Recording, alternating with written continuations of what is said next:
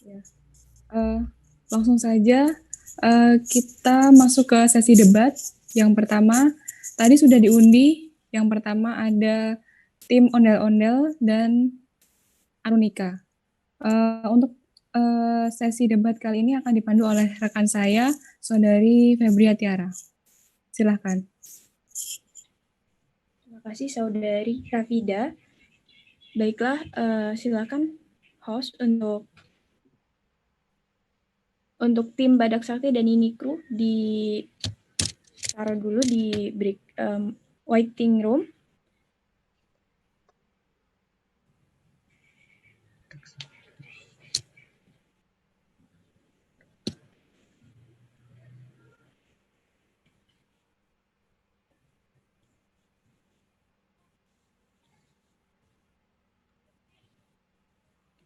Sekarang Arunika sama ondel-ondel ya? Ya.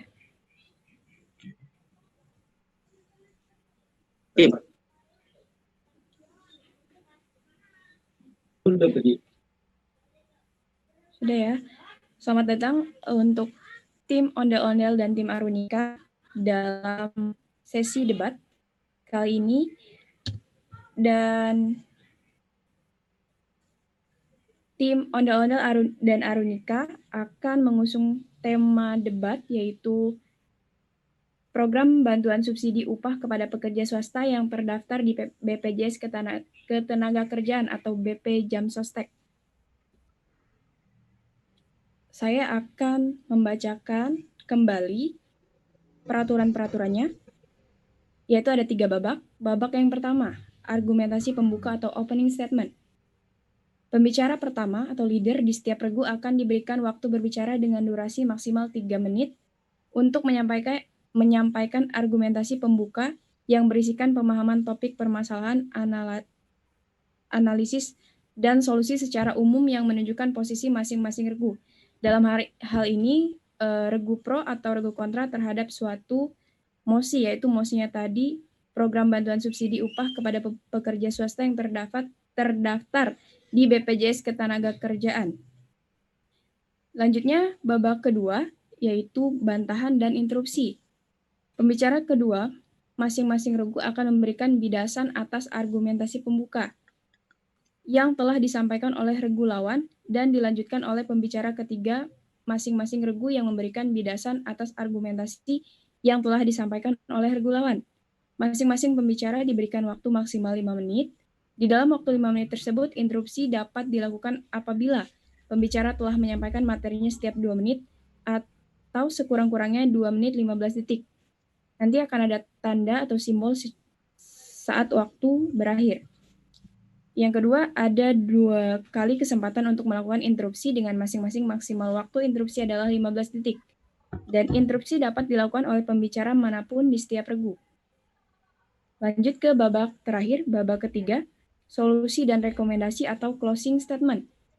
Pembicara pertama atau leader dari masing-masing regu akan mempertajam solusi dan rekomendasi sesuai posisi masing-masing regu, dalam hari ini regu pro atau regu kontra. Waktu maksimal yang diberikan kepada masing-masing pembicara adalah 2 menit. Langsung saja kita mulai regu Arunika dan regu ondel-ondel. Apakah sudah siap? Silakan mengacungkan jempolnya. Oke, sudah siap. Dan Dewan Juri yang terhormat, Pak Fakih, sudah siap, Pak? Pak Irfan, Pak Sularso?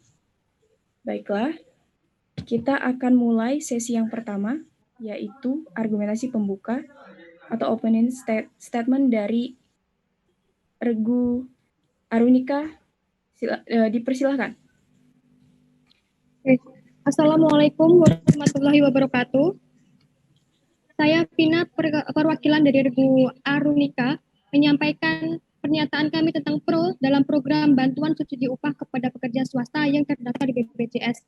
Pemerintah memberikan stimulus bagi karyawan swasta di masa pandemi COVID-19 ini, di mana setiap karyawan swasta yang berpenghasilan di bawah 5 juta akan mendapatkan bantuan berupa tambahan gaji dari pemerintah sebesar 600.000 per bulan yang akan diberikan setiap 4 bulan sekali dengan syarat harus aktif terdaftar sebagai peserta di Badan Jaminan Sosial Ketenagakerjaan atau BPJS dan akan dikirimkan masing-masing langsung kepada peserta. Kami menyatakan pro terhadap kebijakan ini karena kami menilai ini bermanfaat dalam mendongkrak konsumsi masyarakat di tengah pandemi COVID-19 ini. Seperti yang kita tahu, bahwa praktek jual beli adalah aspek penting dalam pemulihan perekonomian yang sempat lumpuh akibat pandemi COVID-19, terkhusus untuk pekerja swasta yang pendapatan per bulannya cukup minim. Selain alasan manfaat, penyaluran bantuan ini juga akan lebih mudah jika diberikan kepada karyawan yang terdaftar di BPJS. Kenapa? Karena pemerintah sudah mengantongi data-data karyawan dengan jelas, sehingga proses yang dilaksanakan bisa cepat dan tepat sasaran, sehingga tidak akan ada istilah dana bocor kepada kelompok-kelompok yang tidak termasuk dalam program kebijakan program bantuan subsidi upah kepada pekerja swasta ini. Kebijakan ini dinilai tidak hanya menyelamatkan perekonomian bangsa, namun juga sebagai bentuk apresiasi kepada masyarakat Indonesia yang telah mempercayakan asuransi ketenagakerjaannya kepada BPJS.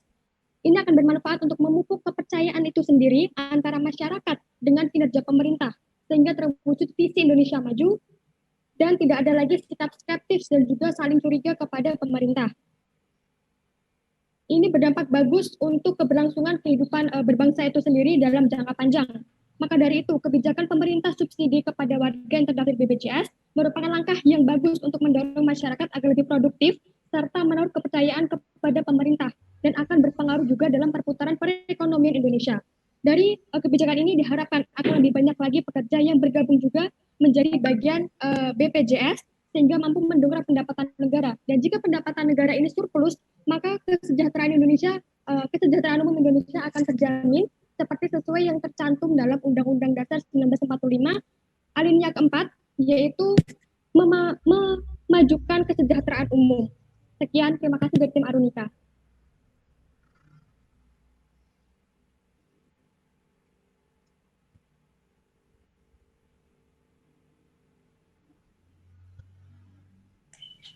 Mohon maaf. Baiklah, itulah penyampaian argumentasi pembuka atau opening statement dari tim Arunika. Langsung saja kita melanjutkan argumentasi pembuka yang berisikan pemahaman topik permasalahan, analisis, dan solusi secara umum dari tim ondel-ondel, tim kontra. 3 menit dari sekarang, dipersilakan. Ya, selamat siang untuk seluruh Dewan Juri dan penonton yang saya hormati. Perkenalkan, saya Farhan, pembicara dari tim ondel-ondel.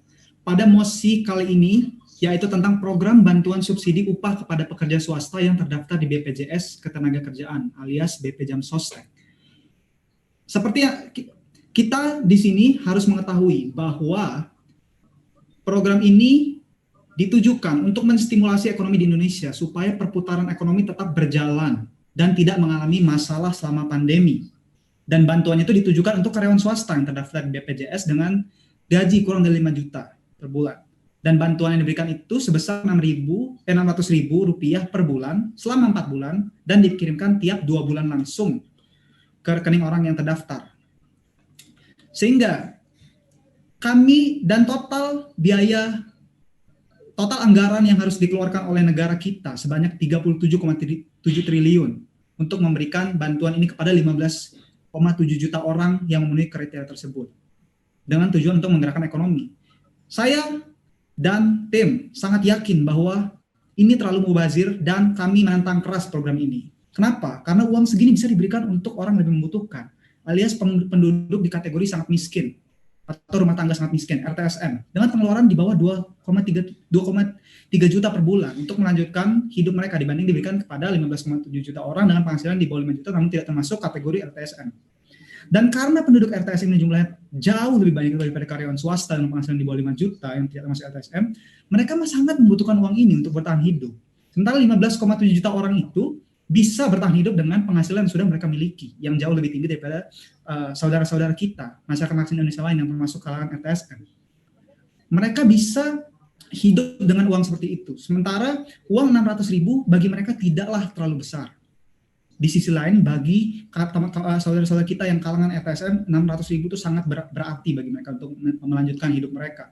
Sehingga kami sangat yakin bahwa itu lebih baik diberikan kepada mereka, bukan kepada karyawan swasta dengan penghasilan di bawah 5 juta.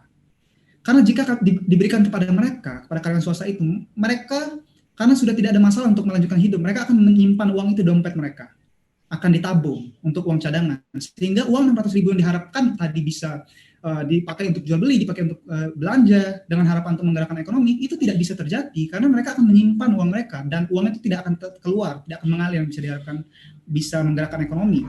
Akibatnya uang negara akan kehilangan uang sebanyak 37,7 triliun rupiah untuk mereka 15,7 juta orang tadi tanpa bisa mencapai tujuan yang diinginkan gitu.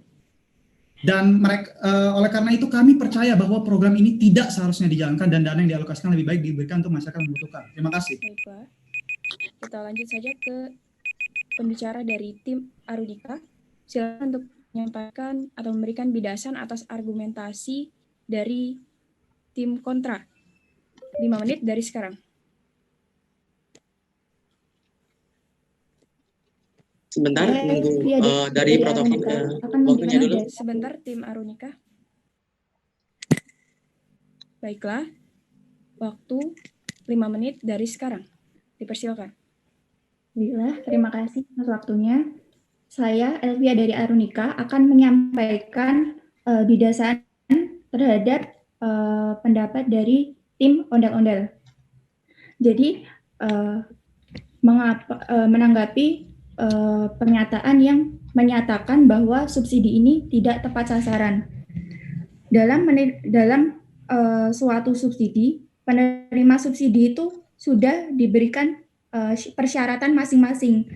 Persyaratan pada subsidi upah kepada pekerja swasta yang terdaftar di BPJS Ketenagakerjaan sendiri, saya soroti 2 syarat yang mengukuhkan ini bahwa subsidi ini tepat sasaran, yaitu membayar iuran dan besaran iuran yang dihitung berdasarkan upah di bawah 5 juta rupiah. Nah, ini ketika di sini pemerintah selain untuk ingin melanjutkan roda ekonomi, juga ingin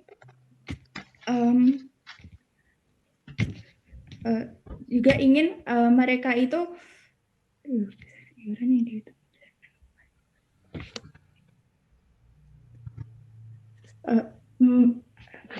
membelanjakan uangnya agar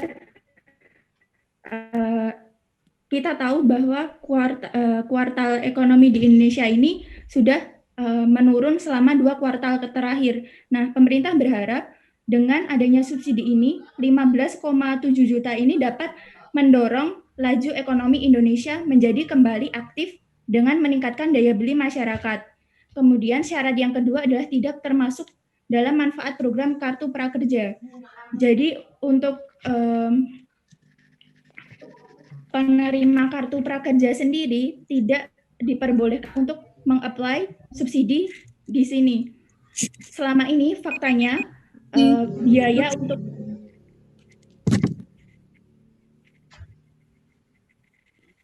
tadi saudara menyebutkan bahwa program ini adalah program yang tepat sasaran, dan menurut saya apa? Halo?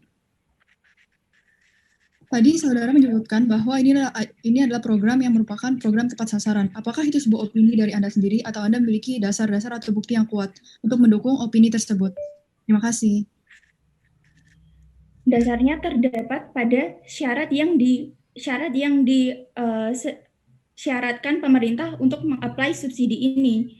Dan karena selama pada faktanya gaji tersebut tidak mentah 5 juta, gaji yang 5 juta, tetapi selama ini banyak perusahaan yang terpaksa mengurangi upah mengurangi upah pekerjanya untuk agar tidak terjadi bangkrut di perusahaan tersebut tanpa melakukan hubungan PHK. Nah, kemudian ini pun juga merupakan karena merupakan apresiasi, ini juga merupakan suatu langkah awal yang bagus karena rakyat itu merasa diperhatikan oleh pemerintah. Jadi tidak ada perasaan seperti, oh jadi selama ini sia-sia saya membayar BPJS, tetapi pada saat kondisi seperti ini, kesusahan seperti ini, pandemi seperti ini, pemerintah tidak memberikan apresiasinya, seperti itu. Kemudian dari segi pemerintah bisa lebih, dari segi korporat pun bisa merasa lebih tenang karena mereka merasa akan lebih aman terhadap pekerjaannya karena tidak melakukan suatu tindakan mengundurkan diri atau protes terhadap perusahaannya. Kemudian untuk masalah saving itu sendiri, masyarakat yang mempunyai pendapatan yang dirasa cukup dan mempunyai dana saving akibat dari adanya subsidi, maka merasa lebih aman dalam membelanjakan uangnya. Mohon maaf izin interupsi. Jadi, halo. Ya, jadi saya di sini ingin bahwa subsidi itu yang sudah ada syaratnya. Waktu sudah habis. Waktu habis. Silakan tim ondel-ondel, pembicara dari tim ondel-ondel. Memang sudah ada syaratnya, tapi di sini yang kita bicarakan adalah uang itu lebih baik diberikan kepada masyarakat yang susah untuk memenuhi kebutuhan sehari-hari, bukan masyarakat yang sudah bisa bertahan. Karena dengan begitu mereka sebentar, mohon perhatian. Waktu boleh diulang, Bung. Mohon perhatian bentar. Untuk waktu interupsi, mohon kalau dengar musik itu baru boleh. Kalau misalkan musik sudah mati, nggak boleh interupsi ya. Jadi jatahnya cuma pas bunyi aja, itu boleh interupsi. Ketika nggak ada suara, jadi nggak boleh interupsi, oke? Kembali ke ini moderator ke pembicara ketiga ya. Silakan pembicara ketiga untuk menyampaikan bidasan atas argumen tadi. Dari sekarang. Terima kasih dulu ya Bapak. Baik. Terima pembicara kasih. Keberapa tadi? Baik, terima kasih. Selamat siang Dewan Juri dan teman-teman yang terhormat. Untuk menanggapi tim Arunika, saya ingin memberikan pernyataan bahwa masyarakat dengan gaji mendekati 5 juta tidak termasuk dalam kategori penduduk miskin. Dan sementara penduduk yang masuk dalam kategori miskin adalah mereka yang memiliki pengeluaran di bawah 2,3 juta per bulan. Ketika uang tersebut diberikan ke kelompok antara 2 juta sampai 5 juta, maka akan menjadi sia-sia karena itu akan menjadi saving dan ini akan sulit untuk mendorong ekonomi jauh lebih tumbuh. Dan juga selain itu pembagian kurang merata menurut saya karena hanya 15,7 juta target yang dapat diberikan uang 600.000 per bulan, asalkan di Indonesia total buruh dan karyawan itu ada 52,2 juta. Dan ini akan menjadi tidak adil dan bisa menyebabkan kecemburuan sosial bagi yang tidak dapat mendaftar BPJS karena tidak semua perusahaan mendaftarkan karyawannya untuk ikut BPJS. Dan juga bagaimana dengan nasib orang-orang yang tidak mampu membayar biaya BPJS seperti buruh-buruh perhariannya yang kadang dapat kerja, kadang tidak dapat kerja. Bagaimana dengan orang-orang yang sudah pensiun atau bahkan di PHK? Mereka tidak mendapatkan kesempatan itu untuk mendapatkan 600.000 per bulannya. Lalu apa lagi? Sektor informal. Oke, juga untuk di sektor informal hanya 1% dari peserta dari seluruh sektor informal yang mendapatkan uang 600.000 per bulan yang dari program kerja ini.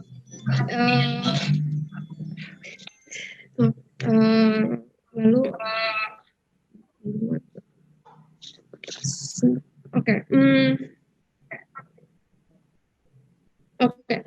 dan di sini untuk ditekankan program kerja ini untuk membantu masyarakat dan mendorong ekonomi. Dan menurut saya yang lebih membutuhkan uang dalam hal ini adalah orang-orang yang sangat-sangat miskin Dan untuk golongan yang masih mempunyai gaji antara 2 sampai 5 juta itu sudah cukup untuk menghidupi mereka sehari-harinya, dan menurut saya ini kurang efektif, dan juga ini kurang dapat membantu pertumbuhan ekonomi karena ya seperti yang saya bilang di awal itu, karena mereka akan menjadikan itu saving. Jadi lebih baik uang ini itu diberikan untuk para masyarakat kecil yang memang membutuhkan uang ini untuk kehidupan mereka sehari-hari. Jika ini menjadi saving untuk para golongan yang menengah, yang bukan golongan miskin, dan yang golongan miskin tidak dapat terbantu oleh ini, maka menurut saya ekonomi pun sama saja seperti sekarang, tidak terbantu sama sekali. Oke, lalu apa lagi?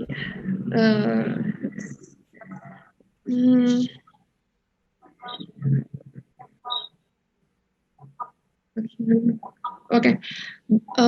Bagaimana dengan nasib orang-orang yang pensiun dan yang mungkin sudah duda atau janda atau oke. Dan interupsi. Oke. Tadi saya ingin menanggapi pernyataan saudara tentang bagaimana yang tidak memiliki BPJS.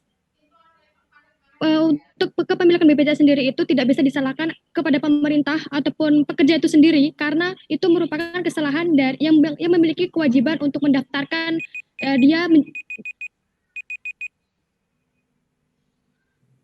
mendaftarkan dia sebagai BPJS. Oke, itu kesalahan mereka. Tapi ini proker ini adalah untuk membantu mereka. Apakah dengan perusahaan yang salah tidak mendaftarkan mereka di BPJS, ini para karyawan menjadi korban atas ini semua. Dan ini secara terpaksa harus mendaftar BPJS. Baiklah, waktu habis. Silakan bicara terakhir dari tim Arunika untuk memberikan bidasan atas argumen tadi. 5 menit dari sekarang dipersilahkan. Ya, perkenalkan, nama saya Frida Perbatasari dari tim Arunika, akan menyatakan bidasan atau sanggahan atas kontra pada mosi ini. Untuk yang pertama yaitu masyarakat di bawah 5 juta banyak yang tidak tergolong ke dalam masyarakat miskin, tetapi pada kenyataannya dengan bantuan pemerintah tersebut memberikan rasa aman dan rasa nyaman kepada pekerja yang memiliki gaji di bawah 5 juta tetapi mendapat tambahan lagi. Jadi untuk memenuhi kebutuhannya mereka bisa lebih merasa aman dan nyaman. Kemudian para pekerja tersebut akan merasa diperhatikan oleh pemerintah karena kewajibannya pemerintah yaitu mengayomi juga masyarakat dan memperhatikan kebutuhan masyarakat seperti yang tertuai pada pembukaan Undang-Undang Dasar 1945 yang telah dijelaskan yaitu pada alinea keempat tentang kesejahteraan umum, yaitu dengan pemberian bantuan tersebut kepada mereka. Kemudian setelah mereka mendapat perhatian dari pemerintah, mereka akan merasa bahwa saya diperhatikan oleh pemerintah, maka harus mempunyai timbal balik kepada pemerintah, dan secara psikologis mereka akan mempunyai mental yang merasa bersyukur, kemudian mereka akan mempunyai tekad yang kuat menjadi yang lebih baik, kemudian dengan hal tersebut akan mempunyai sebuah semangat kerja dan semangat untuk berpengusaha, menghasilkan uang dengan lebih keras lagi. Kemudian mengenai salahnya perusahaan yang tidak mendaftarkan karyawannya pada BPJS Ketenagakerjaan, mungkin hal tersebut salah pada pekerjanya juga karena mereka tidak melengkapi administrasi yang dibutuhkan pada perusahaan tersebut. Kemudian sudah sesuai dengan pembukaan undang-undang tadi, ada juga peraturan yaitu UU nomor 24 tahun 2011 tentang Badan Penyelenggara Jaminan. Oke, izin interupsi. Oke. bahwa dengan adanya program ini itu pemerintah memberikan rasa aman dan nyaman, bahkan memberikan seperti pengayoman kepada masyarakat. Tapi apakah rasa aman dan nyaman tersebut terdapat dalam tujuan dari diadakannya program ini, yaitu untuk menggerakkan ekonomi dan juga untuk membantu masyarakat meningkatkan daya beli masyarakat. Terima kasih. Iya, memang seperti itu. Tetapi masyarakat-masyarakat lain akan mendapatkan bantuan yang pada program lain seperti PKH ataupun Kartu Prakerja. Kemudian melanjutkan pada bab ini, ada sebuah peraturan Menteri Ketenagakerjaan Republik Indonesia yaitu nomor 14 tahun 2020 tentang pedoman pemberian bantuan pemerintah berupa subsidi gaji ataupun upah bagi pekerja atau buruh dalam penanganan dampak COVID-19 ini, yaitu pada bab 2 pasal 3 penerima bantuan pemerintah berupa gaji dan upah, yaitu Permenaker nomor 14 tahun 2020 tadi yang berbunyi, peserta aktif program jaminan sosial ketenagakerjaan yang membayar iuran dengan besaran iuran yang dihitung berdasar gaji atau upah di bawah 5 juta sesuai gaji upah terakhir yang dilaporkan oleh pemberi kerja kepada BPJS Ketenagakerjaan. Kemudian untuk selanjutnya, untuk bantuannya yaitu berada pada bab 3, ada mengenai besaran dan tata cara pemberian bantuan pemerintah berupa subsidi ataupun subsidi gaji ataupun upah, yaitu pada pasal 4 ayat 1 yang berbunyi bantuan pemerintah berupa subsidi gaji atau upah diberikan dalam bentuk uang sebesar 600.000 per bulan selama 4 bulan, dan ini akan dicairkan selama 2 kali, yaitu 1 juta masing-masing 1.200.000, kemudian yang kedua 1.200.000. Nah, menurut saya itu menjadi dasar yang kuat akan dilakukannya subsidi ini terhadap pekerja. Izin interupsi. Halo. Ya. Jadi saya ingin interupsi ya, mohon maaf. Pertama, kita itu kalau ingin memberikan mereka itu uang untuk memberikan mereka rasa aman, tapi masalahnya adalah masyarakat yang punya penghasilan di bawah itu tidak akan merasa aman kalau misalnya uang itu tidak diberikan ke mereka. Sementara masyarakat yang itu Anda bilang akan mendapat bantuan lain, gitu kan. Sementara untuk memberikan bantuan sebesar 600.000 selama 4 bulan kepada orang 15,7 juta orang ini akan menghabiskan uang sebanyak 37,7 triliun. Sementara ekonomi Indonesia sekarang sudah gawat. Itu membuang anggaran negara. Terima kasih.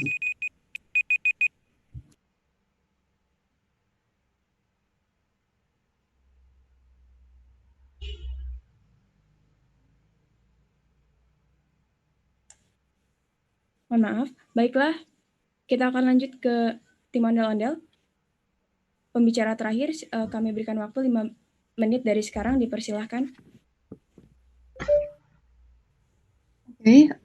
Selamat siang semuanya, saya Vina sekarang sebagai pembicara ketiga dari tim ondel-ondel, di mana saya akan mendukung perkataan dari tim saya tentang kontra dari pemberian upah ini terhadap pegawai swasta yang gajinya di bawah 5 juta. Menurut saya, dengan target yang telah ditetapkan pemerintah bahwa pemberian upah ini terhadap pegawai swasta yang di bawah 5 juta pendapatan per bulan itu merupakan sesuatu yang sangat salah. Karena kenapa? Berdasarkan survei yang dilakukan oleh Badan Pusat Statistik, yaitu banyak penduduk miskin di Indonesia, di mana tercatat mengalami kenaikan tingkat kemiskinan sebanyak 0,56% dari tahun 2019 ke tahun 2020, menjadi 9,78%. Dan hal itu menguatkan bahwa di kondisi masyarakat Indonesia yang sekarang ini, maka pemerintahan Republik Indonesia harus sebisa mungkin untuk mengurangi tingkat kemiskinan yang ada di Indonesia. Salah satunya dengan adanya BPJS Ketenagakerjaan ini. Mengapa saya bilang bahwa ini adalah salah target? Karena menurut kami sekelompok, menurut kami pribadi, bahwa orang-orang atau pegawai swasta yang memiliki pemasukan di antara 2 sampai 5 juta, mereka masih memiliki daya beli masyarakat, di mana konsumsi akan terus bertambah dan daya beli masyarakat akan tetap jalan.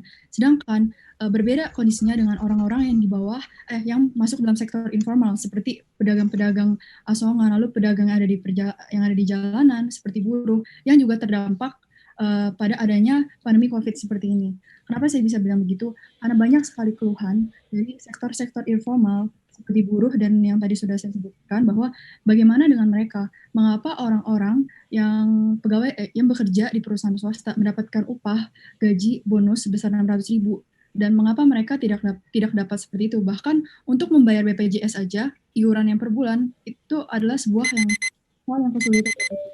Izin interupsi. Justru ketika ada perasaan seperti kenapa ini dapat, kenapa ini enggak, itu justru ini menjadi momentum atau trigger untuk masyarakat yang tidak taat. Sebenarnya BPJS ini wajib loh untuk pekerja. Nah, ketika mereka paham akan kewajibannya, mereka apply.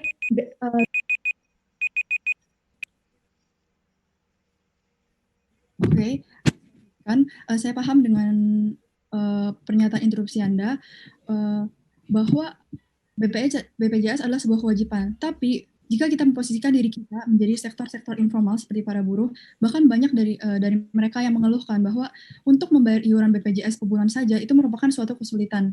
Gimana bahkan untuk membeli sandang dan pangan saja itu sebuah kesulitan, apalagi membayar iuran BPJS. Jadi menurut saya target pemerintah untuk target pemerintah dalam mengadakan program BPJS ini merupakan sesuatu yang salah ya jika diberikan kepada pegawai swasta, karena anggaran-anggaran tersebut enggak sih? Ya. Oke, dilanjutkan.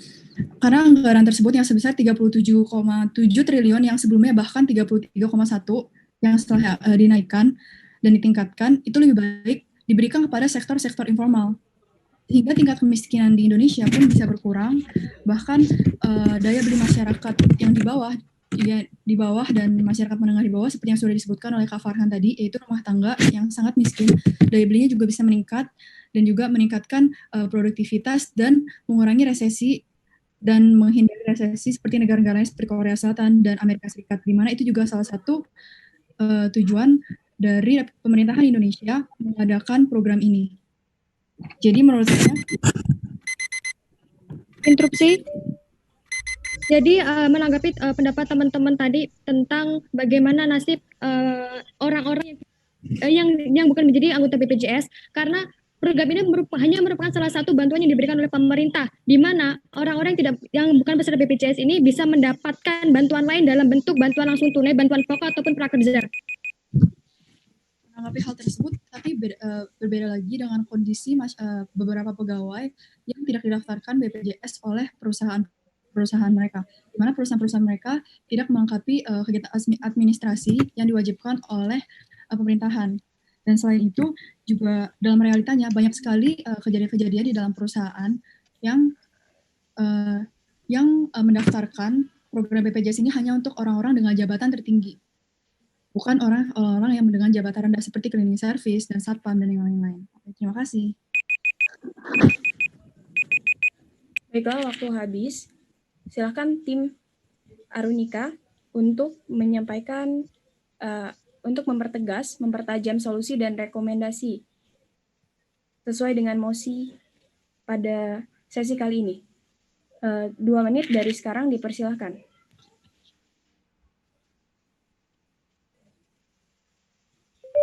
Sebentar.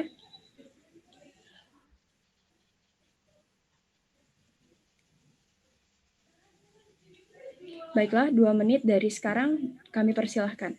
Oke, terlepas, terima kasih moderator telah mempersilahkan saya. Terlepas dari pro dan kontra yang terjadi, dapat diambil kesimpulan bahwa kita harus mendukung setiap kebijakan pemerintah dalam upaya meringankan beban masyarakat dalam pemenuhan kebutuhan di tengah pandemi COVID seperti ini.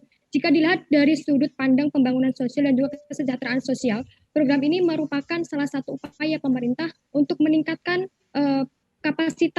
kesejahteraan sosial melalui peningkatan kapasitas masyarakat dalam hal jual beli demi mendongkrak dan menghidupkan perputaran ekonomi.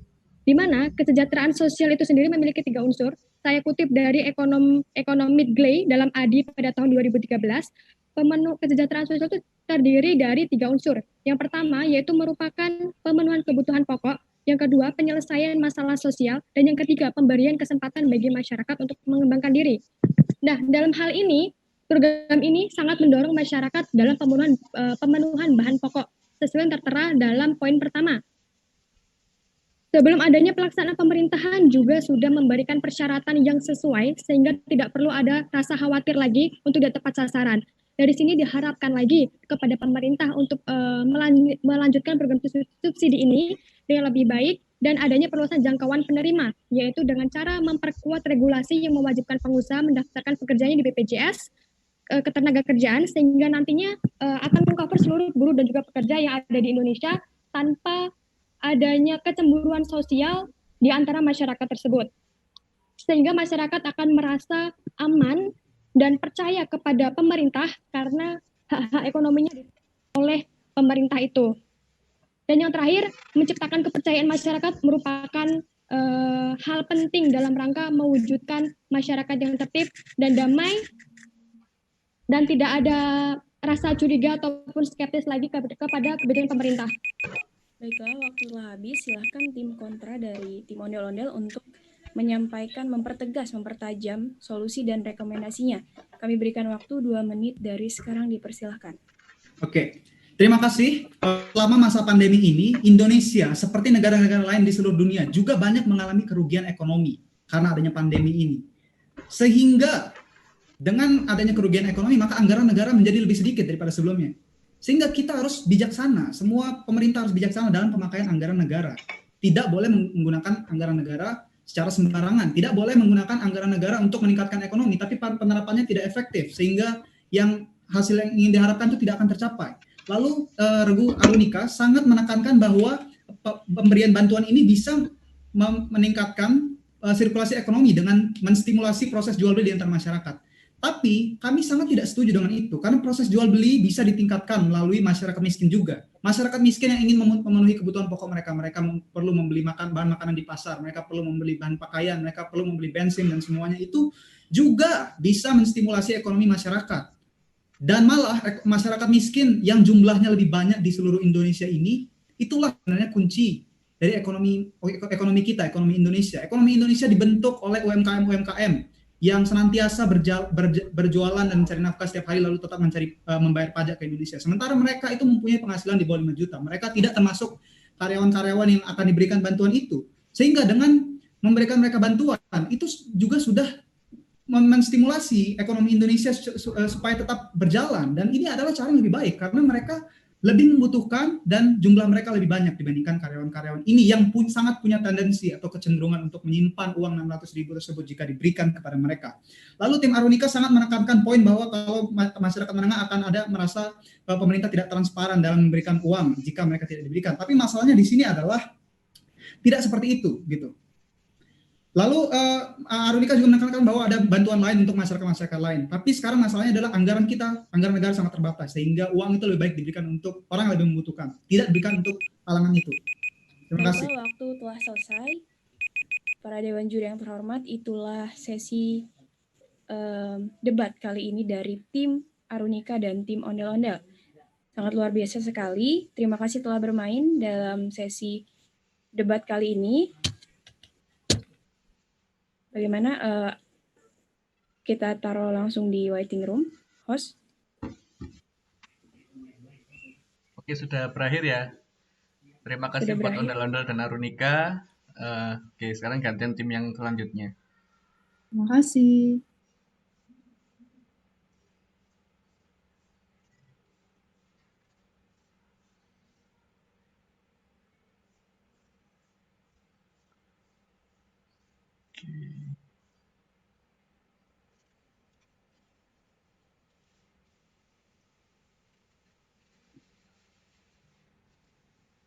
Ini Kir sama Badak Sakti ya?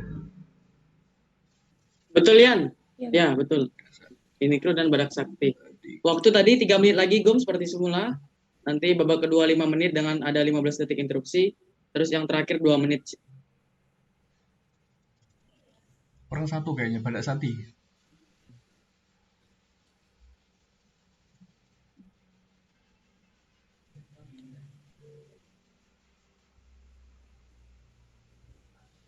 Ada yang masih belum masuk timnya? Ini Kru belum open cam atau belum ada teman-teman dari ini Kru? Oke, sudah 2, satu lagi. Ini Kru.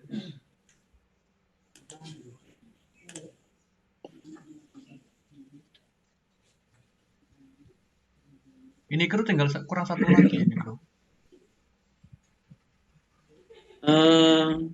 Ini apa?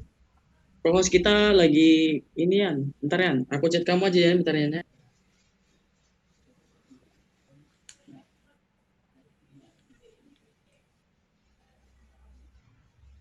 Gimana teman-teman, udah siap belum? Sesi debat kali ini. Siap. Semangat sekali dari Badak Sakti. Ini kru gimana nih? Sudah siap? Siap, Kak. Satu lagi ini kru, ya ini Kak Vita baru hadir. Oke. Sudah ada semua ya? Sebentar, mau untuk penjelasan teknisnya sebentar. Nanti kan ada waktu, ada untuk babak kedua ya.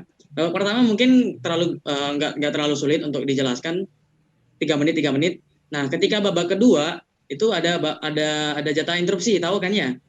Nah, ketika waktu berbunyi dan ada regulawan untuk interupsi, mohon untuk dipersilahkan. Jadi berhenti bicara dan langsung dipersilahkan. Jangan sampai lupa, jangan diteruskan pembicaraannya, tapi dipersilahkan dulu rekan lain untuk interupsi tadi ya. Mohon untuk diperhatikan, kalau tidak kami akan host akan memute-kan teman-teman. Jadi lebih baik teman-teman mempersilahkan daripada kita langsung mute-kan seperti itu ya, teman-teman. Bisa dipahami? Terima kasih teman-teman semua. Selamat bertanding sambil menunggu dari co-host kita mengganti waktunya. Ini sebentar. Izin masuk ya. Ya, silakan. Boleh nggak kita tes suara dulu setiap peserta, jadi supaya nanti kan ini debat ya, jadi salah satu faktor pendukungnya kan suara, jadi takutnya nanti ada peserta yang suaranya kecil. Boleh. Jadi kita tes dulu apakah semua peserta sudah mampu didengar dengan baik, jadi nanti tidak ada lagi keluhan-keluhan dari kedua belah pihak. Oke, siap. Kita tes dulu ya dari Badak Sakti. Fadel sendiri udah jelas suaranya. Teman-teman udah. Halo, tes. Bisa didengar? Siap, bisa. Bisa, Kak. Bisa. Oke, baik. Terima kasih. Cek. Bisa kedengeran nggak?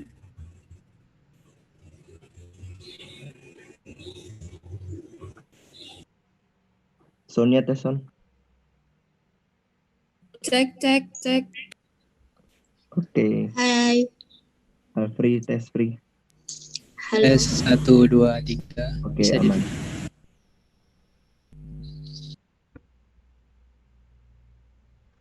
Cek. Keras kok. Cek.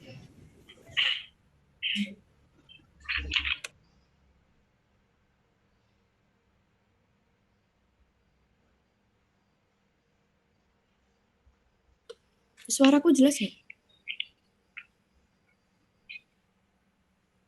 Jelas. Siap, bisa jelas, Kak. Semangat.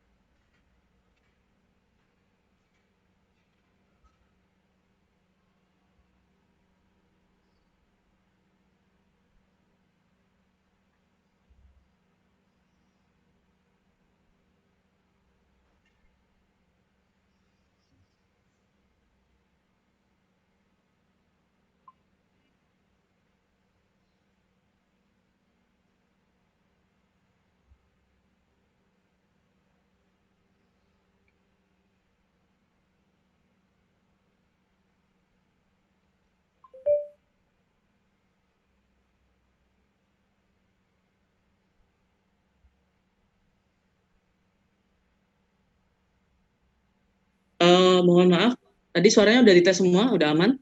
Bagaimana? Aman, Kak. Aman, Kak. Suaranya aman ya? Semua, Kak. Ya, aman. Silakan co-host dan host memainkan perannya.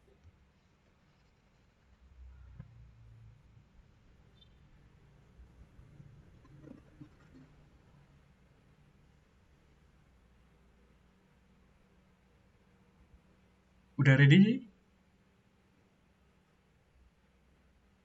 Siap, ready. Oke. Baiklah, kita akan memulai sesi debat kali ini.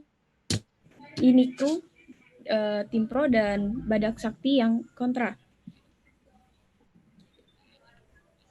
Babak pertama, argumentasi pembuka atau opening statement. Pembicara pertama atau leader di setiap regu akan diberikan waktu berbicara dengan durasi maksimal 3 menit untuk menyampaikan argumentasi pembuka yang berisikan pemahaman topik permasalahan, analisis dan solusi secara umum yang menunjukkan posisi masing-masing regu. Dalam hari ini ada 2 regu, tim kontra dan tim pro, terhadap suatu mosi atau tema. Dan tema kita kali ini adalah pengembangan kompetensi kerja melalui program kartu pelajar. Maksud saya melalui program kartu prakerja bagi masyarakat yang terdampak pandemi COVID-19. Baiklah, langsung saja. Tim Unikru, tim pro, kami berikan waktu 3 menit dari sekarang untuk memberikan argumentasi pembuka atas mosi pada kali ini. Silahkan leader atau pembicara pertama, dan 3 menit dari sekarang kami persilahkan. Terima kasih kepada moderator yang telah memberikan kesempatan yang diberikan, kepada yang terhormat para dewan juri, serta yang saya hormati para panitia dan teman-teman yang saya banggakan. Saya dan teman-teman berasal dari tim Unikru. Saya sendiri Kavita Amanda yang akan menjadi pembicara pertama yang akan memperkenalkan anggota tim, menyampaikan argumen dasar dengan memperjelas dengan beberapa penjelasan umum, kemudian yang sekaligus akan menyampaikan kesimpulan serta penegasan argumen dari tim kami. Selanjutnya ada Astelita Putri sebagai pembicara kedua yang akan menyampaikan argumentasi untuk memperkuat argumentasi-argumentasi yang telah saya sampaikan. Kemudian selain itu dia akan juga menjadi pembicara balasan. Selanjutnya ada Alvira Andriani yang akan menjadi pembicara ketiga, yang bertugas sebagai menanggapi kembali pernyataan dari tim lawan serta menguatkan argumentasi dari tim kami. Baik, mosi debat pada kesempatan kali ini adalah tentang pengembangan kompetensi kerja melalui program prakerja yang bagi masyarakat terdampak COVID-19. Oke, mengenai topik tersebut saya ingin mengawali argumentasi saya dengan mengutip peraturan Presiden nomor 36 tahun 2020 yang telah dilakukan penyesuaian karena situasi pandemi COVID-19 ini menjadi peraturan Presiden nomor 76 tahun 2020, yaitu tentang pengembangan kompetensi kerja melalui program kartu prakerja. Di situ dijelaskan bahwa program Kartu Prakerja merupakan biaya pelatihan yang bertujuan untuk mengembangkan kompetensi kerja masyarakat yang ditujukan untuk para pencari kerja, pekerja yang di PHK, serta orang-orang yang ingin meningkatkan skill-nya. Kemudian di tengah-tengah pandemi COVID-19 seperti ini, banyak orang-orang yang sakit, dan ini juga membuat ekonomi Indonesia pun menjadi sakit. COVID-19 ini meluluhlantakan di bidang ekonomi Indonesia yang menyebabkan banyak perusahaan-perusahaan yang bangkrut atau gagal dalam mengatasi cash flow perusahaan yang terganggu. Dan menyebabkan perusahaan mem-PHK beberapa karyawannya, sehingga hal ini dapat menaikkan tingkat pengangguran di Indonesia. Maka dari itu, saya sangat setuju mengenai topik debat kali ini, dan saya sangat mendukung upaya pemerintah dalam menggulirkan kartu prakerja untuk masyarakat yang terdampak COVID-19. Kartu ini pastinya akan sangat membantu masyarakat karena mereka telah... Terima kasih. Itulah penyampaian dari Unikru. Kita lanjut ke tim kontra dari Badak Sakti. Untuk leader atau pembicaraan pertama, silakan memberikan opening statement-nya. 3 menit dari sekarang dipersilahkan. Terima kasih kepada protokol. Assalamualaikum warahmatullahi wabarakatuh. Yang terhormat selaku Dewan Juri pada kompetisi cerdas cermat pada hari ini. Saya selaku Badak Sakti mewakili teman-teman saya dalam menyampaikan argumentasi umum mengenai bagaimana sih kartu prakerja ini diimplementasikan dan disalurkan ke masyarakat. Secara umum di sini saya akan menyatakan kontra dengan apa yang sudah terjadi di masyarakat. COVID-19 ini terjadi sangat cepat, tidak hanya menular dari masyarakat, tetapi juga untuk menggerogoti jantung perekonomian kapitalisme.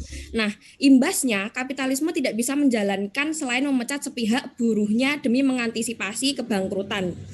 Selanjutnya, dalam situasi kalut ini, pemerintah coba meluncurkan kartu prakerja. Istilahnya kartu prakerja itu tadi tidak sesuai dengan fungsi awalnya. Bagaimana kartu prakerja ingin menjadi disrupsi untuk 5.0, tetapi tambah disrupsi untuk corona sendiri.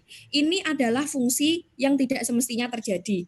Nah, sebenarnya juga program Presiden dalam kampanye setahun ini sudah membahas bagaimana kartu prakerja ini akan meningkatkan skill daripada masyarakat, bukan untuk dalam jangka waktu yang sudah ditentukan atau jangka pendek dalam menangani COVID-19 itu tadi. Selanjutnya, kartu prakerja itu tadi bisa menjadi istilahnya pembangkit perekonomian negara setelah wabah ini selesai. Nah, alih-alih menyelesaikan permasalahan pada saat pandemi COVID-19, justru kartu prakerja dianggap tidak efektif karena menimbulkan banyak masalah yang tidak bisa dinalar oleh masyarakat sendiri. Terlebih, misalkan mekanisme daripada kartu prakerja, kita tidak bisa tahu bagaimana itu terjadi dan diimplementasikan secara tepat. Selanjutnya, untuk dapat mengakses kartu prakerja sendiri, masyarakat masih sangat awam bagaimana caranya untuk mengatasi atau menjalankan kartu prakerja sendiri. Selanjutnya, kartu prakerja juga dianggap sangat merugikan negara dalam hal penyelenggaraan anggaran. Terlebih 20 triliun yang anggarannya disalurkan untuk kartu prakerja ini tidak bisa memenuhi apa saja yang kurang di masyarakat. Nah, kartu prakerja ini menimbulkan banyak sekali kesalahan dan kebingungan atau polemik yang terjadi saat ini, yang kita tahu bahwasanya dengan kartu prakerja kita sebenarnya butuh yang namanya uang, bukan skill atau bukan sekedar sertifikat yang kita butuhkan. Jadi, anggaran itu tadi bisa kita implementasikan atau kita salurkan, dialokasikan untuk beberapa hal yang justru lebih penting daripada sekedar skill. Bisa juga untuk PHK atau orang-orang yang sudah dipecat dan dia sudah punya skill, hanya meningkatkan itu tadi sendiri. Terima kasih dari tim Badak Sakti. Dan juri yang terhormat, kita telah mendengarkan opening statement dari Unikru dan Badak Sakti. Selanjutnya kita akan memasuki babak kedua, yaitu argumentasi pembuka. Maksud saya bantahan dan interupsi. Pembicara kedua masing-masing regu akan memberikan bidasan atas argumentasi pembuka yang telah disampaikan oleh regu lawan dan dilanjutkan oleh pembicara ketiga. Masing-masing regu yang akan memberikan bidasan atas argumentasi yang telah disampaikan oleh regu lawan. Masing-masing pembicara diberikan waktu maksimal 5 menit. Di dalam 5 menit waktu tersebut, interupsi dapat dilakukan apabila pembicara telah menyampaikan materinya setiap 2 menit, atau sekurang-kurangnya 2 menit 15 detik, dan nanti akan ada tanda atau simbol saat waktu berakhir. Dan ada 2 kali kesempatan untuk melakukan interupsi dengan masing-masing maksimal waktu interupsi adalah 15 detik. Interupsi dapat dilakukan oleh pembicara manapun di setiap regu. Baiklah, kita akan mulai babak kedua ini dari tim Unikru sebagai tim pro. Silahkan pembicara kedua.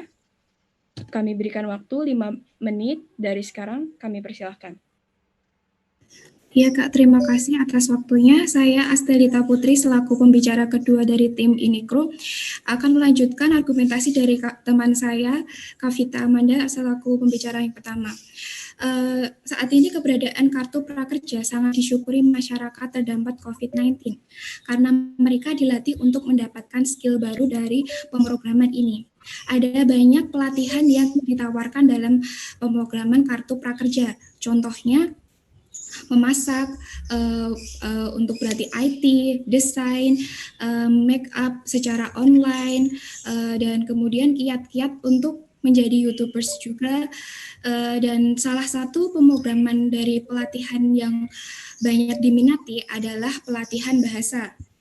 Tidak dipungkiri lagi dari era sekarang ini bahwa bahasa menjadi pokok utama dalam pekerjaan juga, Kak. Jadi pelatihan bahasa yang saat ini sangat penting untuk penunjang karir dan untuk menambah pengembangan skill kita ke depannya. Kartu prakerja sekaligus diminati oleh banyak orang, terutama dari kalangan pemuda yang belum mendapatkan pekerjaan maupun yang sedang mencari pekerjaan, karyawan yang sudah di PHK atau pekerja yang membutuhkan peningkatan kompetensi. Dan juga dari pendaftaran yang mudah secara online tidak menyulitkan masyarakat dalam mengikuti pendaftaran maupun registrasi dari program kartu prakerja ini. Mereka tinggal mengisi data secara lengkap, lalu pemerintah dapat menyeleksi apakah mereka berhak menerima atau tidak dari kartu prakerja ini. Instruksi. Ya. Jadi kan di sini katanya kartu prakerja itu, nah itu dia masalahnya, dia lebih memprioritaskan para pemuda. Sedangkan dari pekerja yang di PHK juga banyak pekerja yang sudah tidak muda lagi, dan itu peluangnya kurang untuk mendapatkan kartu prakerja ini. Terima kasih. Oh ya, mohon izin untuk menjawab. Jadi seperti yang saya katakan sebelumnya, yang saya katakan, terutama pada kalangan pemuda yang belum mendapatkan pekerjaan ataupun yang mencari pekerjaan, dan itu masih berlanjut, Kak. Jadi karyawan yang di PHK dan ataupun pekerja yang membutuhkan peningkatan kompetensi juga diutamakan dalam kartu prakerja ini sesungguhnya. Dan untuk mendapatkan kartu prakerja itu tersendiri, minimal kan yang mendapatkan juga dari umur 18. Jadi yang dari umur 18 ke atas itu berhak mendapatkan kartu prakerja dan berhak untuk mendaftar menjadi peserta dari program kartu prakerja ini. Ya, dan itu yang dapat saya sampaikan.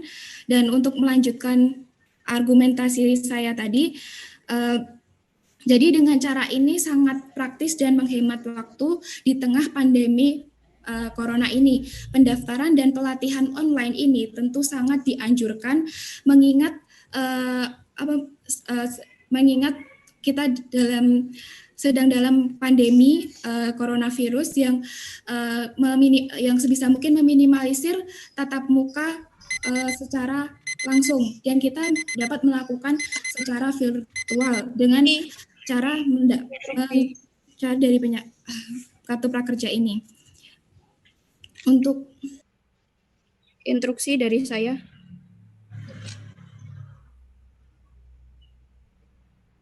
Instruksi. Jadi seperti ini.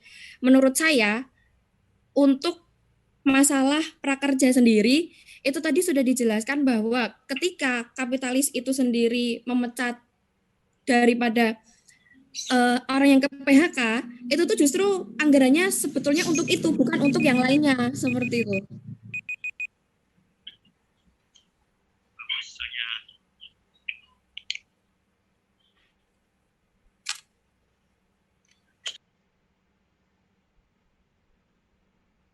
Oh ya, maaf Kak. Dan itu untuk melanjutkan saya tadi. Waktu habis dari Nikru, kita lanjut untuk tim kontra Badak Sakti memberikan bidasan atas argumentasi dari lawan. Maksud saya argumentasi pembuka kepada pembicara kedua dari tim Badak Sakti. 5 menit dari sekarang kami persilahkan.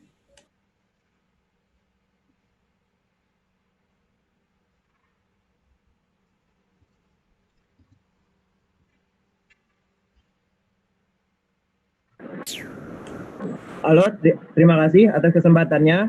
Saya Muhammad Fadil Rizky Basuki, pembicara kedua dari tim Badak Sakti. Pertama-tama saya ingin membantah pembicara pertama dari tim Pro. Mereka mengatakan bahwa kartu prakerja ini sangat dibutuhkan oleh para pemuda, oleh para masyarakat. Menurut saya yang sangat dibutuhkan kali ini adalah sebuah bantuan tunai langsung yang mampu dirasakan secara langsung manfaatnya, bukan hanya pelatihan-pelatihan. Lalu mereka mengatakan kartu prakerja ini sangat didambakan oleh para pemuda. Sedangkan fakta yang berada menurut sensus menurut data sensus Angkatan Kerja Nasional tahun 2019, data pengangguran yakni mencapai 7,05 juta. Ini data pengangguran sebelum dilaksanakannya sebelum terjadinya pandemi COVID-19. Baik, apakah ada interupsi? Saya kurang mendengar. Jika tidak, saya lanjutkan. Saya akan membahas di sini dari 3 sisi. Yang pertama dari sisi anggaran yang seperti yang disampaikan oleh Sonya tadi. Anggaran ini menurut saya sangat membengkak sekali karena 2 kali lipat dari anggaran awal yang berjumlah 20 triliun. Anggaran 20 triliun ini apabila dialokasikan untuk bantuan tunai akan sangat bermanfaat sekali. Untuk selain itu saya ingin membahas dari sumber daya manusia. Kita menyadari tidak semua warga paham akan teknologi.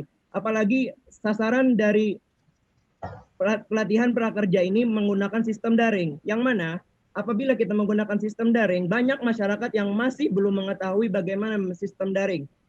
Setelah itu apabila peluncuran kartu prakerja ini menurut saya masih melenceng banyak dari sasaran yang seharusnya, di mana sasaran seharusnya penerima kartu prakerja adalah para pekerja di sektor informal. Di sektor informal yakni adalah sektor yang meliputi pekerja kaum miskin yang tingkat produktivitasnya jauh lebih rendah daripada para pekerja yang berada di kaum modern atau kaum kaya. Menurut data serapan dari pekerja informal hanya 1-3%. Sungguh hal ini sangat ironis sekali dan hal ini harus lebih diperhatikan lagi oleh pemerintah. Karena itu menurut saya sasaran dari penerima kartu prakerja ini masih jauh dari sasaran. Selain itu saya ingin memandang dari kompetensi kerja. Sebagaimana judul kita pada hari ini yaitu pengembangan kompetensi kerja melalui program kartu prakerja. Yang pertama, konten pelatihan yang ditawarkan menurut saya tidak jauh beda seperti konten gratis di YouTube. Yang artinya apabila kita dapat mengakses itu melalui YouTube, untuk apa kita harus menunggu, untuk apa kita harus istilahnya bersaing dengan jutaan atau bahkan puluhan juta masyarakat yang juga ingin merasakan kartu prakerja apabila kita dapat mengakses itu di YouTube. Nah, hal ini apabila kita terus mempertahankan ini, hal ini tidak akan menambah perkembangan dari sistem manusia yang ada di Indonesia. Seharusnya pemerintah mampu memberikan pelatihan yang apabila ini memang dinamakan kartu prakerja, maka mereka harus menyediakan platform yang memang mampu mendidik yang jelas berbeda dari sistem-sistem yang gratisan.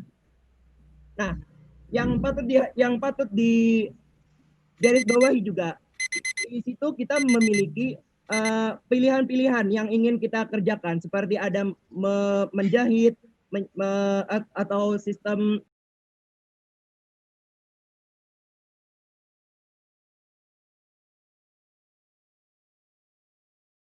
kartu prakerja ini membuat di tengah-tengah pandemi corona ini dapat maksud saya kita tidak bisa mendahulukan kesehatan atau perekonomian Indonesia terlebih dahulu. Kita harus memilih, kita tidak bisa menggabungkan keduanya secara bersamaan. Kita harus memilih salah satu. Misal kalau kita tidak ada pelatihan, harusnya pelatihan offline, maka apa yang akan dilakukan mereka-mereka yang telah di PHK, mereka yang sudah kehilangan pekerjaannya akan tidak bisa memenuhi kebutuhan hidupnya. Serta kartu prakerja ini mempersiapkan tenaga kerja Indonesia dalam menghadapi revolusi keempat. Terima kasih. Itulah closing statement dari tim Pro. Kita langsung saja ke mendengarkan closing statement dari tim kontra dari Badak Sakti. 2 menit dari sekarang kami persilahkan. Terima kasih sebelumnya dari saya akan kembali menegaskan bahwasanya ketika pemerintah ingin menyelesaikan masalah tanpa masalah, sebetulnya tidak akan ada polemik lagi berkepanjangan di kemudian hari. Nah, ketika dana alokasi ini sudah disalurkan sebagaimana bantuan sosial tepat sasaran kepada masyarakat, seharusnya masyarakat sudah tidak memikirkan bagaimana adanya trouble error daripada apa yang sudah terjadi ini. Terus ketika dana alokasi ini disalurkan untuk masyarakat yang tidak tepat, nah ini akan menimbulkan bahwasanya masyarakat harus mencari jalan lain untuk mencairkan kartu prakerja tersebut. Jadi solusi yang tepat adalah mendahulukan bagaimana tepat sasarannya dan alokasi langsung turun kepada masyarakat yang membutuhkan. Nah, ketika ini sudah masuk kepada masyarakat yang membutuhkan, semua yang saat ini sedang mengalami kesulitan akan berangsur-angsur mengalami pertumbuhan ekonomi dan terhindar dari yang namanya resesi. Nah, ekonomi di Indonesia sendiri ini ketika kita bisa mendahulukan yang sekiranya penting untuk didahulukan, ketika kita bisa langsung memberikan bantuan kepada masyarakat, skill yang kita butuhkan nanti akan kita kaji kembali, bisa dikaji pemerintah setelah pandemi ini selesai untuk berkelanjutan, di mana skill itu bisa tersalurkan kepada istilahnya pekerja atau bonus demografi yang akan memunculkan perekonomian yang baik untuk masyarakat Indonesia, seperti itu. Jadi saya rasa hal ini sangat tidak relevan dengan apa yang terjadi saat ini. Jadi istilahnya kita bisa memanfaatkan dana alokasi ini untuk kepentingan yang lain secara menyeluruh, tepat sasaran, daya guna, daripada untuk mensalah fokuskan kartu prakerja. Terima kasih dari saya. Baiklah, waktu habis. Dewan Juri yang terhormat, kita telah mendengarkan closing statement dari kedua regu, sekaligus menutup sesi debat kita pada hari ini. Dan mungkin kita bisa langsung undang 2 tim sebelumnya yang telah bermain untuk bergabung di Zoom kita pada siang ini. Silakan kepada host untuk mengundang.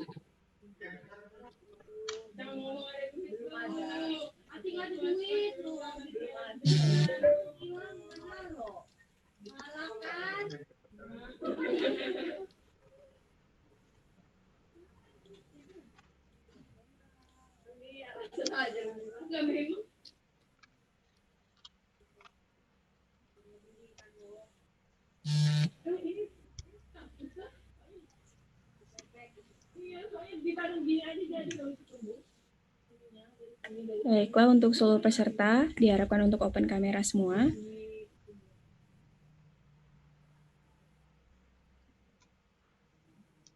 Seluruh rangkaian acara telah kita laksanakan dan tadi tim Hinikru dan Badak Sakti menutup kegiatan lomba cerdas cermat kita pada 3 hari selama kita melaksanakan lomba cerdas cermat. Luar biasa sekali antusiasnya, dan sesi debat kali ini juga sangat luar biasa menurut saya. Mungkin saya akan kembalikan kepada protokol kita, Saudari Rafida. Silakan, Saudara Rafida.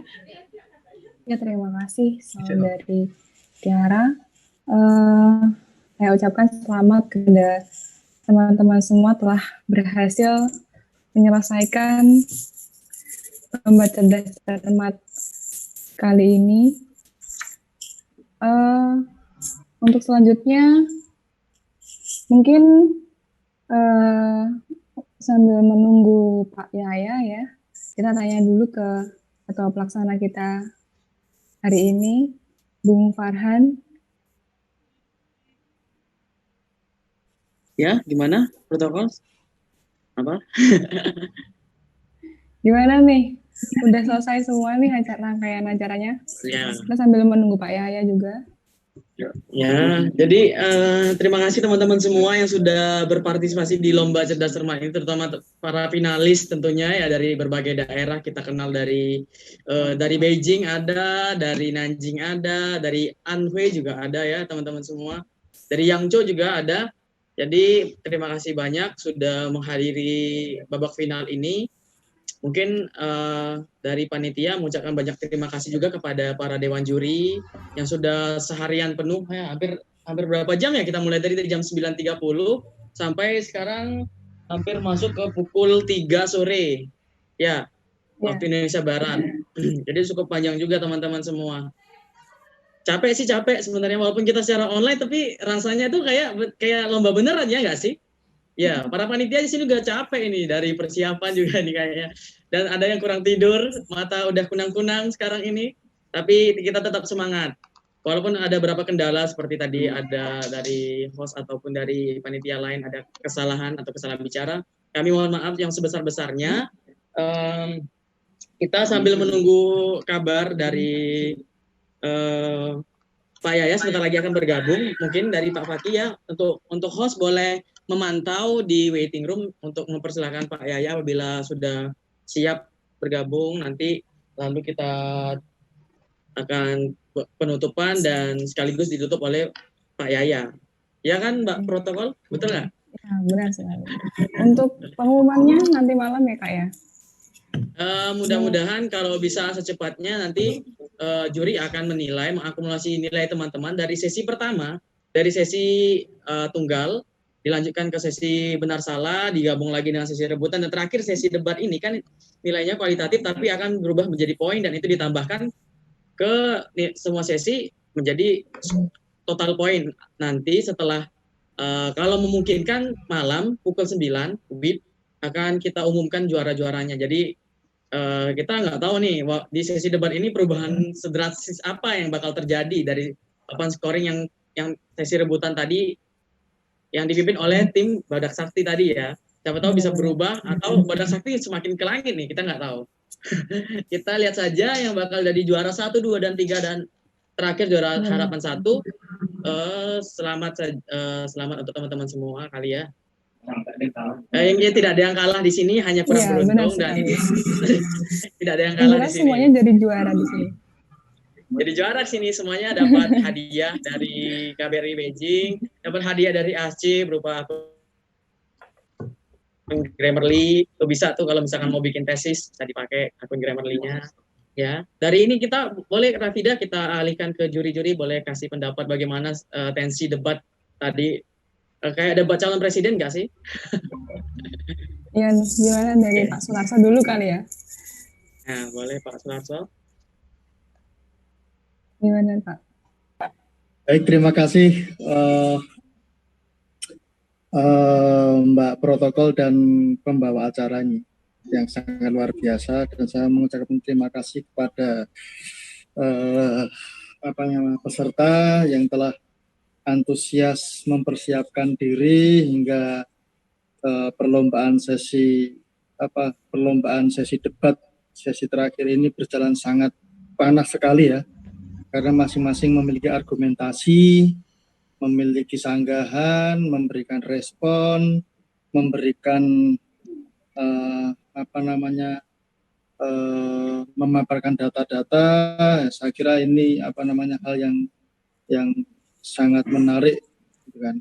Dan tentunya Dewan Juri, karena ini sesi debat, tentu kita akan melakukan diskusi dulu, sidang pleno untuk menentukan nilai yang nantinya akan kita serahkan ke panitia. Nah, dinamika yang terjadi ketika sesi debat tadi ini sangat menarik. Ada Arunika, ondel-ondel, Arunika dan ondel-ondel bertarung begitu ya, 1 lawan 1, kemudian apple to apple itu ya, kemudian teman-teman timnya memberikan argumentasi sanggahan, dan begitu sebaliknya, saya kira seluruhnya memiliki argumentasi yang cukup baik, ya. Argumentasi yang cukup baik, cuman kadangkala konsentrasi teman-teman peserta ini kadang buyar, sehingga ketika menyampaikan pandangannya sempat kepleset, kesleo argumentasinya, atau dalam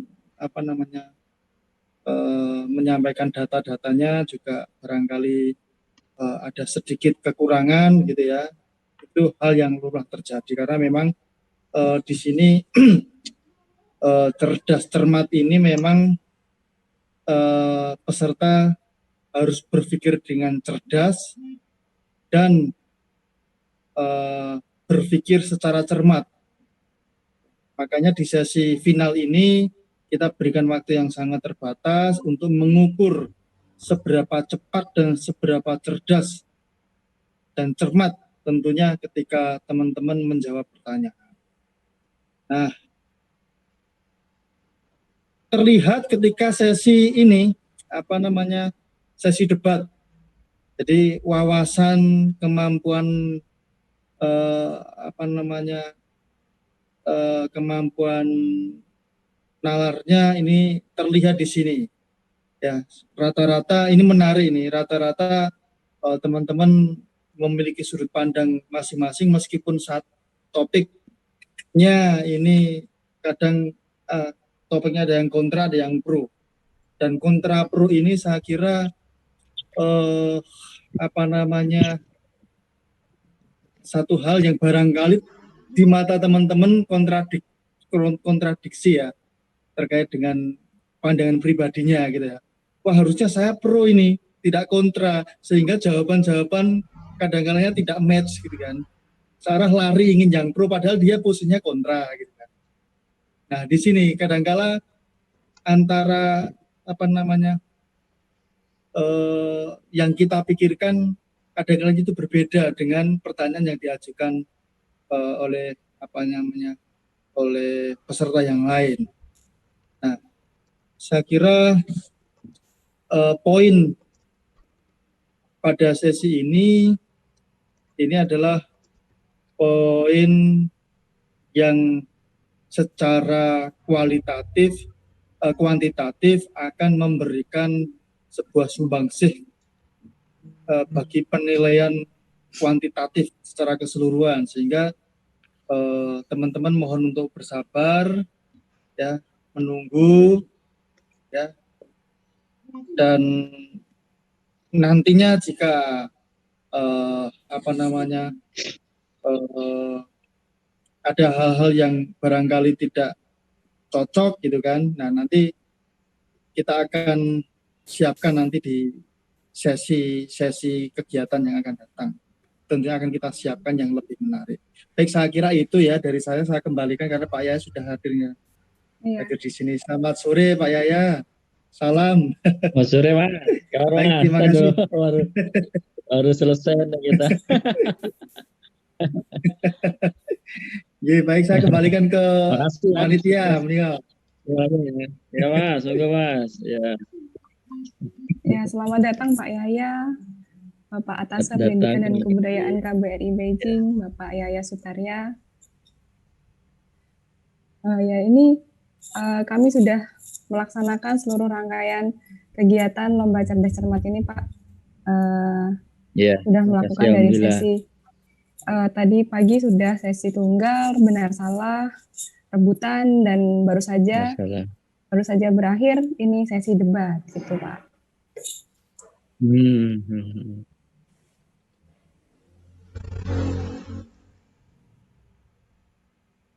Mungkin Rafida bagaimana, atau Bapak juri ada ingin menambahkan untuk kegiatan lomba kita, bagaimana Bapak? Pak Paki mungkin, atau Pak ini sebelum nanti kita ditutup oleh Pak Yaya ya Pak ya, mohon Pak. Siap Mas, makasih. Saya bisa menghadiri hanya penutupan ya, mohon maaf nih. Banyak kegiatan di rangkaian HUT RI ini. sudah hadir pun kita sangat bangga sekali nih Pak di sini sebagai panitia. Ya, terima kasih. Sukses ya. Semuanya udah berjalan dengan lancar ya. Amin, amin. Untuk Pak Irfan dan Pak Fakih atau apa ada tambahan lagi sebelum acara ini ditutup?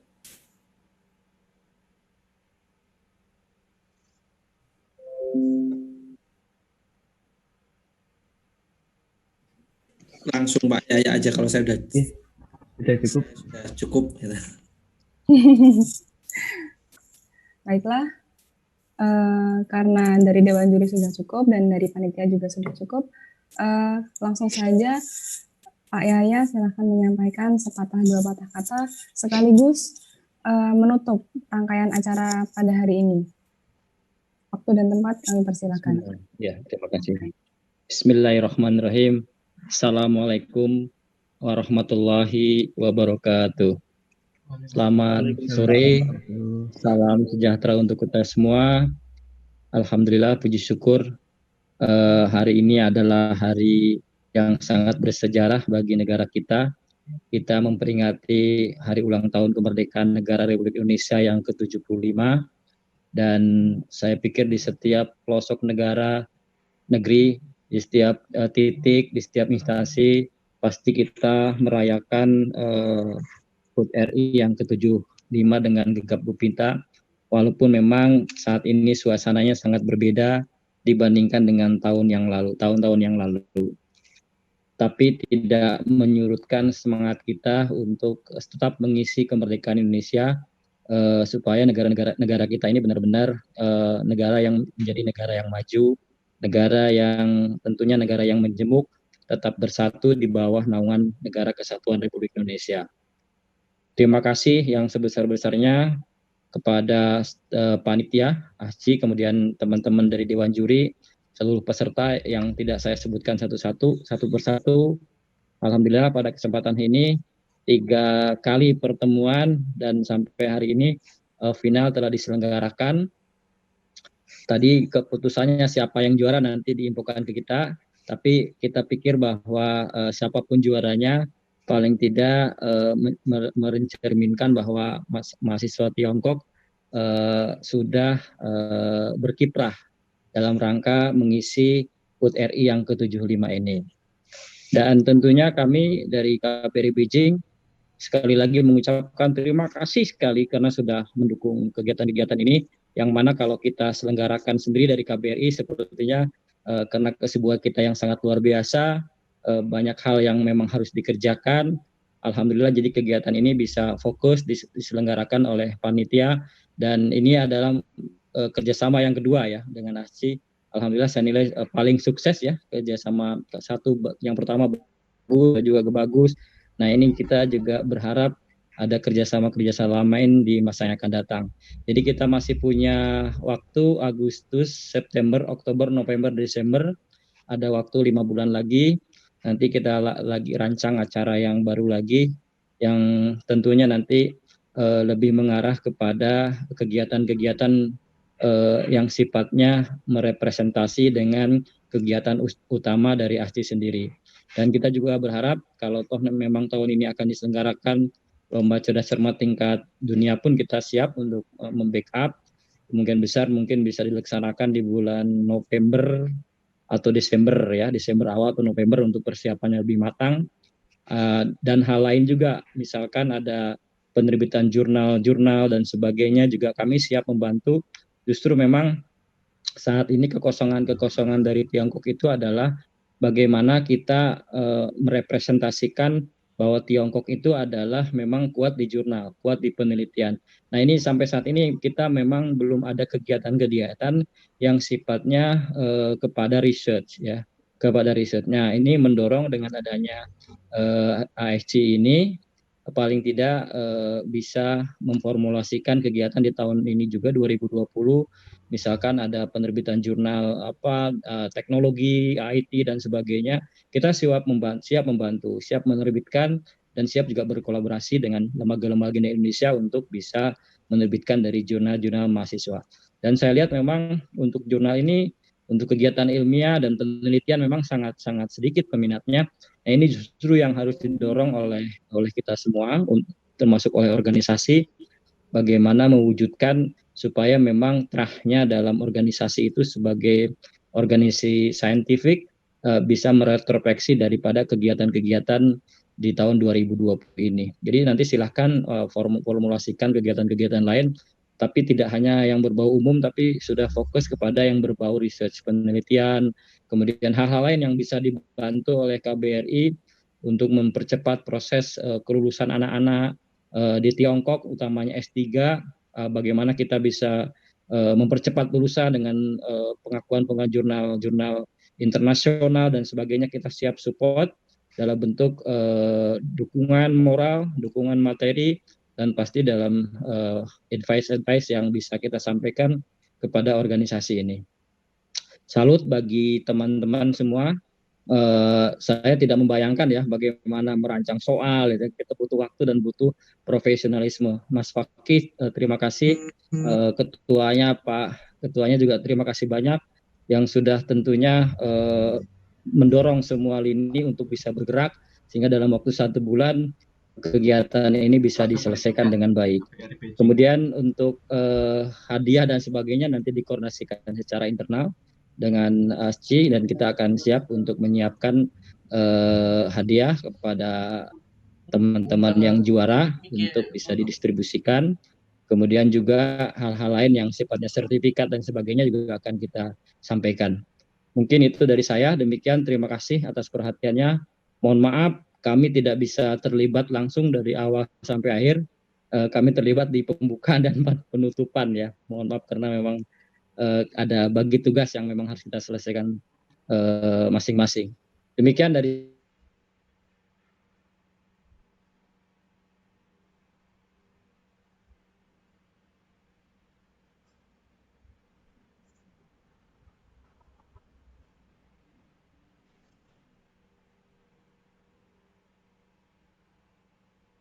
itu bisa meretrospeksi dan dikristalisasi dalam kehidupan sehari-hari. Demikian dari saya. Assalamualaikum warahmatullahi wabarakatuh. Waalaikumsalam warahmatullahi wabarakatuh. Terima kasih banyak Pak Yahya sudah menyempatkan hadir. Juaranya sudah ketemu belum? Kesibukan. Sudah ada juaranya? Juaranya masih didiskusikan lagi Pak setelah ini. Nanti para juri akan mengadakan sidang buat dimatangkan dulu ya. Jangan diumumkan dulu. Dimatangkan dulu ya. Pak, dipersilakan untuk menutup acara Pak sekaligus. Dengan mengucapkan alhamdulillahirabbil alamin, kegiatan cerdas cermat wawasan kebangsaan ini kita nyatakan ditutup dengan mengucapkan alhamdulillahirabbil alamin. Alhamdulillah. Terima kasih. Alhamdulillah.